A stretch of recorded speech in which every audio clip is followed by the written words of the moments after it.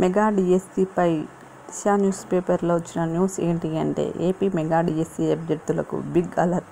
Mega DSC 2025లో భాగంగా మొత్తం 16,347 ఉపాధ్యాయ పోస్టులకు గత నెలలో పరీక్షలు నిర్వహించారు. ఈ క్రమంలో ఇటీవల జరిగిన మెగా డిఎస్సిలో వివిధ పరీక్షలకు సంబంధించిన ప్రైమరీ కీతో పాటు రెస్పాన్స్ షీట్లను విడుదల చేసిన విషయం తెలిసిందే. ఈ క్రమంలో ఏపీ ప్రభుత్వం మెగా డిఎస్సిపై మరో కీలక ప్రకటన చేసింది. ప్రాథమిక కీపై వచ్చిన అభ్యంతరాలను పరిష్కరించిన తర్వాత సబ్జెక్టుల వారీగా తుది కీని విడుదల చేస్తామని విద్యాశాఖ అధికారులు తెలిపారు.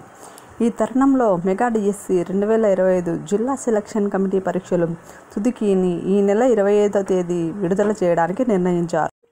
ఈ క్రమంలో వచ్చే నెల ఆగస్టు 25వ తేదీ నాటికి ఎంపిక ప్రక్రియ, సర్టిఫికేట్ వెరిఫికేషన్ పూర్తి చేయడానికి ఏర్పాట్లు చేస్తోంది. అయితే అభ్యర్థులను 1:1 నిష్పత్తిలో ఎంపిక చేస్తారు. అంటే అందుబాటులో ఉన్న ప్రతి పోస్టుకు ఒక అభ్యర్థి. ఎంపికైన అభ్యర్థులను విద్యా అర్హతలు, నేటివిటీ, రిజర్వేషన్, ఇతర అర్హతలు తదితర సర్టిఫికేట్లతో డాక్యుమెంట్స్ వెరిఫికేషన్కు హాజరు కావాల్సి ఉంటుంది.